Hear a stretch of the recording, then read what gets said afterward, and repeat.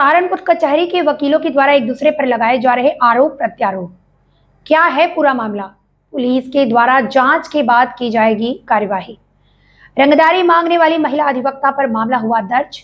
मामला दर्ज होने के बाद महिला अधिवक्ता के समर्थन में उतरे वकीलों ने एसएसपी से की मुलाकात। सहारनपुर वरिष्ठ अधिवक्ता अमरीश पुंडरी लाला द्वारा विगत दिवस थाना सदर बाजार में महिला अधिवक्ता पर ब्लैकमेलिंग, रंगदारी मांगने के गंभीर आरोप लगाते हुए मुकदमा दर्ज कराया गया था।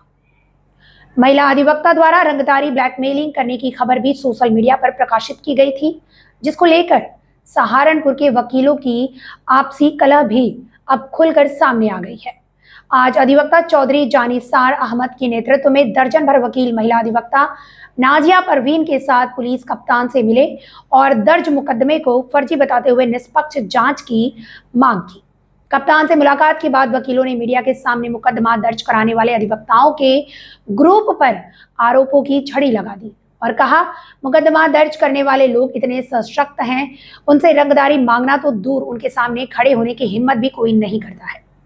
वहीं वरिष्ठ अधिवक्ता अमरीश पुंडी लाल ने भी मीडिया के सामने अपना बयान जारी करते हुए कहा कि इस महिला के द्वारा काफी लोगों को ब्लैकमेल किया गया है और खुद को वकील बताती है, जबकि यह महिला अभी वकील नहीं है और वकीलों का कोट पहनकर लोगों पर रोब गालिब करती है। वरिष्ठ अधिवक्ता अमरीश पुंडीर ने बताया कि कचहरी में 10-15 वकीलों को छोड़कर कोई भी इनका साथ नहीं देता है, क्योंकि सबको पता है ये किस तरह के आदमी हैं और हम पिछले 15-20 सालों से कचहरी के चुनाव भी जीते आ रहे हैं। अगर हम लोग गलत होते तो हमें कौन इस पद पर बिठाने। और अब साफ साफ कहा जाए तो दोनों वकीलों के गुण आमने सामने हैं और सहारनपुर का पुलिस प्रशासन भी इस पूरे मामले से वंचित नहीं रहा है। अब देखने वाली बात यह है कि इस पूरे मामले पर पुलिस के द्वारा जांच कर किस तरह की उचित कार्यवाही। नाजिया परवीन लाला भाई अमरीश पुंडील एडवोकेट द्वारा, बाबर वसीम एडवोकेट द्वारा, महरोज एडवोकेट द्वारा कई महीनों से मेरा लगातार उत्पीड़न किया जा रहा है। हम दोनों बहनों को आते जाते परेशान किया जाता है, गंदे गंदे अल्फाज बोले जाते हैं, बलात्कार करने की धमकी दी जाती है। इसके संबंध में मैंने मुकदमा दर्ज कराया था 378/24। उसमें विवेचना चल रही थी। उस मुकदमे को वापस लेने का कई टाइम से ये बहुत ज़्यादा दबाव बना रहे थे। मैंने वो मुकदमा वापस नहीं लिया। उसके बाद इन्होंने ये घटना, मैंने बार काउंसिल ऑफ इंडिया में कार्रवाई की इनके खिलाफ। जो इनकी हरकतें इतनी ज़्यादा बढ़ चुकी थी कि ये लोग बिल्कुल ये चाहते थे किसी तरह या तो मैं आत्महत्या कर लूं या जो ये मेरे से मंशा रखते हैं वो सारी ख्वाहिशें इनकी पूरी करूं। हम वकील हैं, हम यहाँ एडवोकेसी करने आते हैं, यहाँ हम वैश्यावृत्ति करने नहीं आते। हम सम्मान के साथ अपनी वकालत करना चाहते हैं। आपके इशारों पे हम नाचना नहीं चाहते, आपकी गलत हरकतों को हम सपोर्ट करना नहीं चाहते। कोई भी महिला अगर इनके खिलाफ आवाज़ उठाएगी उसके खिलाफ मुकदमा कायम हो जाता है। कोई वकील इनके खिलाफ आवाज़ उठाता है उसके खिलाफ मुकदमा कायम हो जाता है। इनका प्रभाव इतना है कि कोई भी वकील इनके खिलाफ आवाज़ उठाने के लिए तैयार नहीं है। हिम्मत ही नहीं है, इनके खिलाफ कोई गवाही देने के लिए तैयार नहीं है। एक भी बंदा ऐसा नहीं है, हर बंदे को अपने परिवार का डर होता है।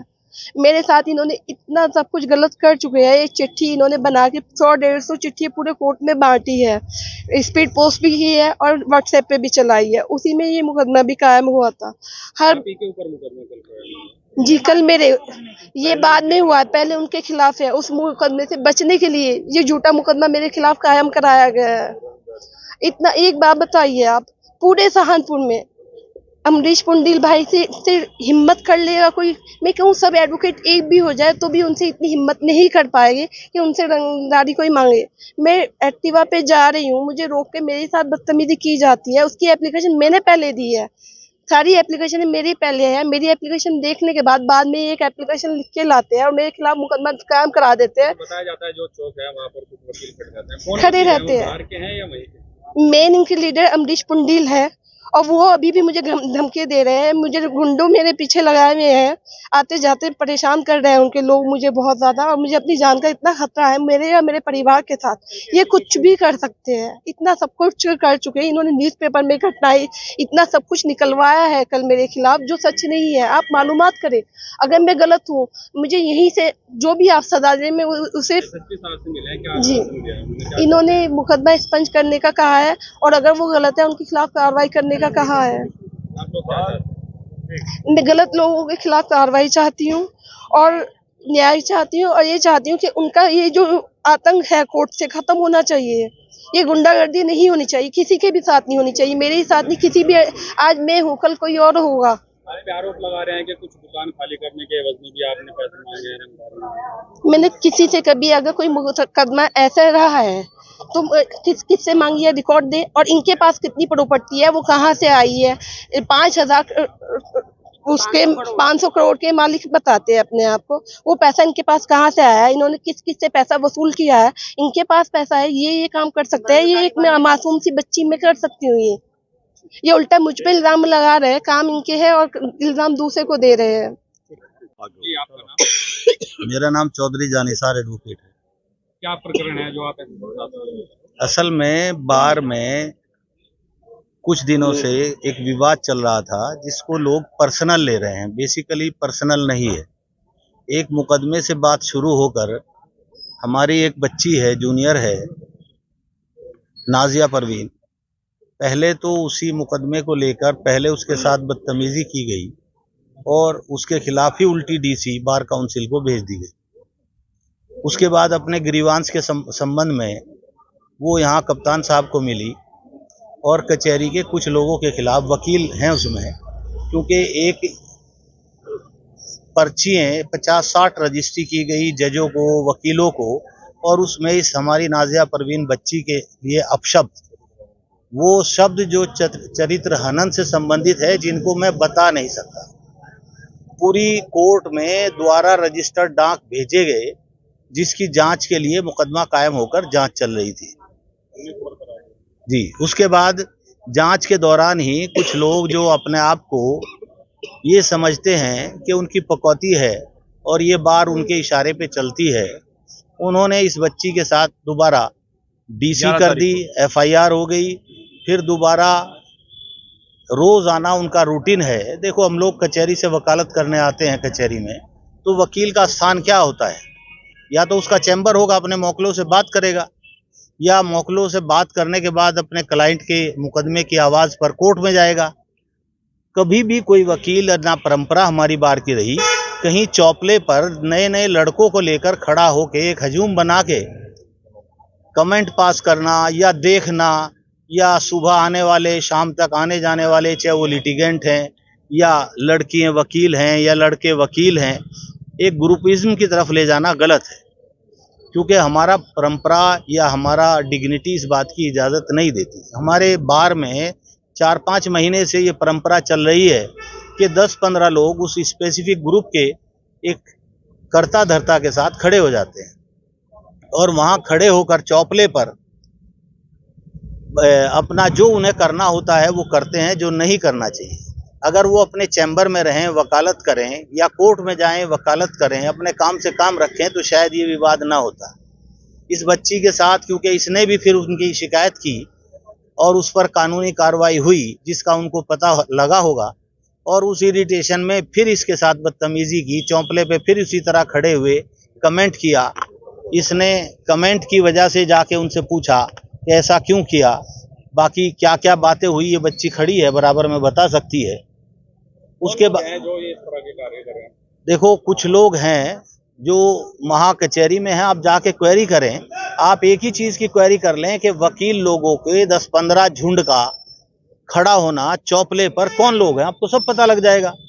वो कल भी शाम खड़े हुए, सुबह भी, रोज होते। वकीलों के लिए आप लोग आए हैं, उनपे कुछ आरोप लग रहे हैं ब्लैकमेलिंग के, रंगदारी के, क्या कुछ वो भी सही है?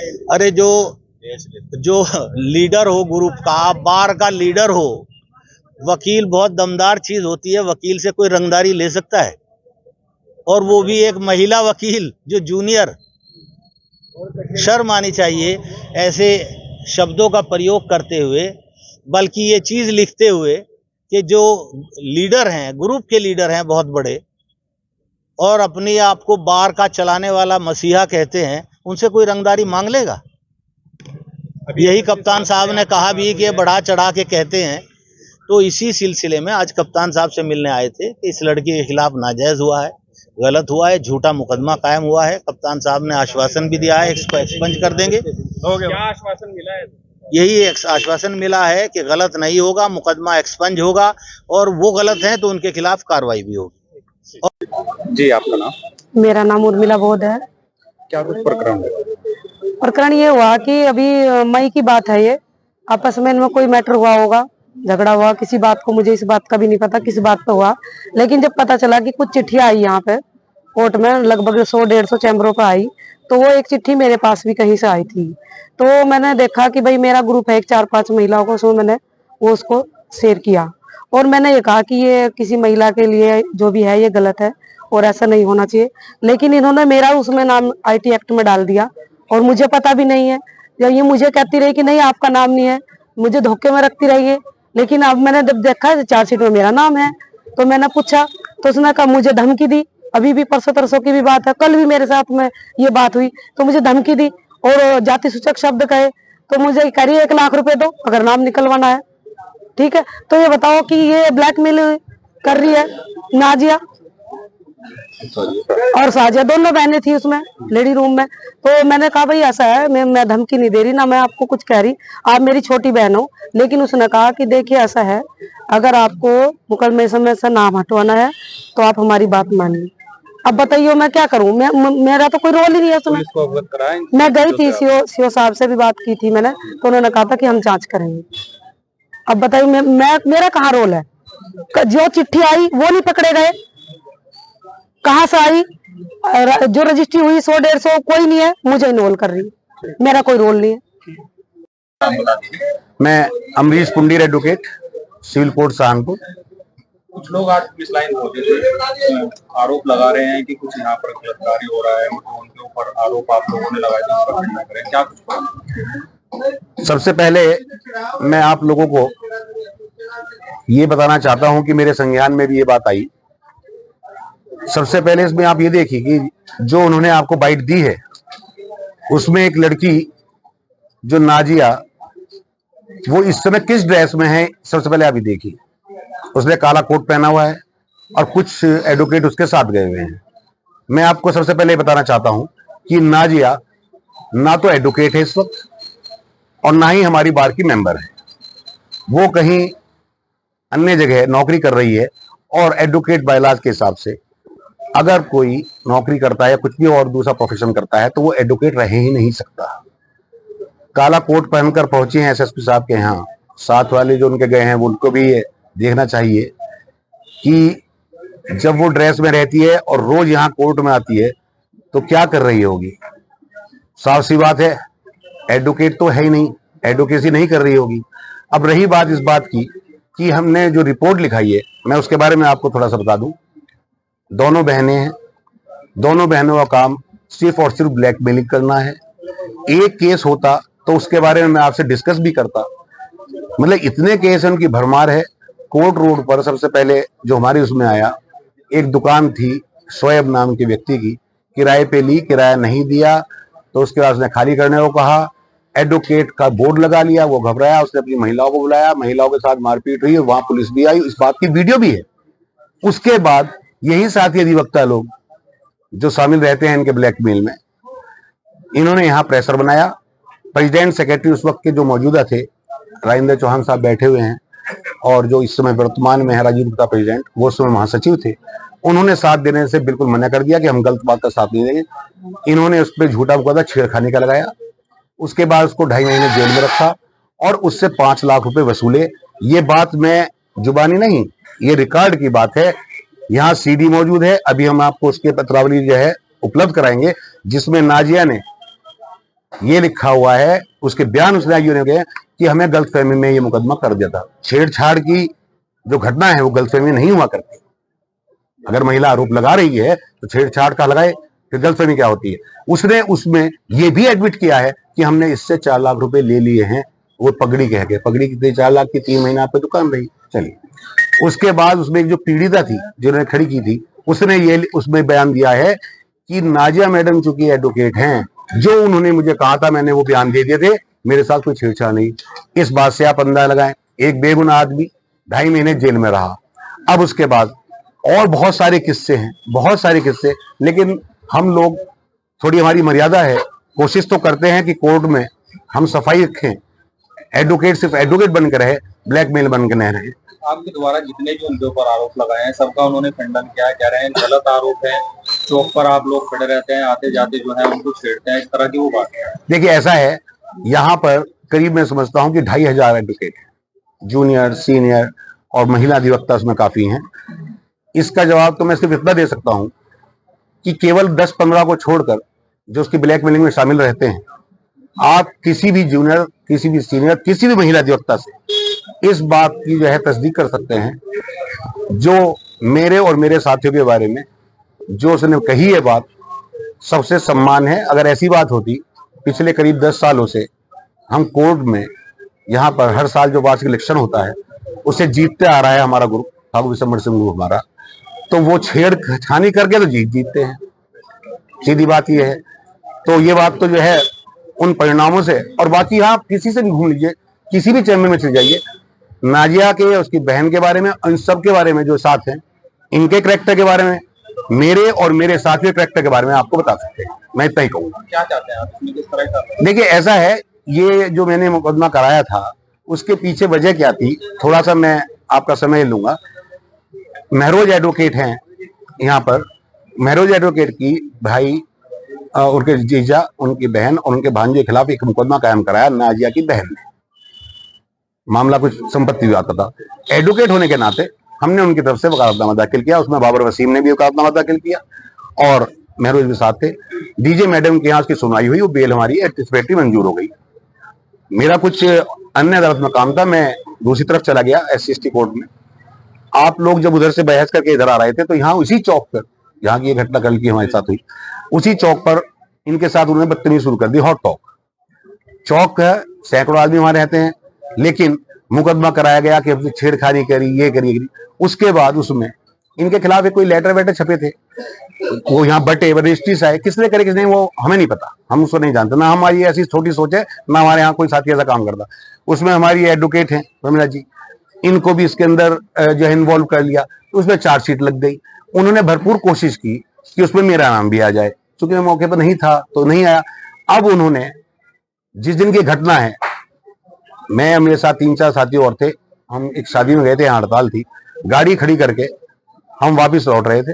जैसी चौक के पास पहुंचे तो पीछे से स्कूटर आता है, हमारी तो कमर है, हम तो देख ही नहीं पाए कि पीछे कौन है, और हमारे सामने स्कूटर लगा के, आपने मुझे क्यों रोक लिया, आपने मुझे क्यों छेड़ दिया। मैंने कहा भाई तुम्हें छेड़ने का स्तर नहीं है हमारा, और सबसे पहली बात ये, तुम ड्रेस में कैसे घूम रही हो यहाँ।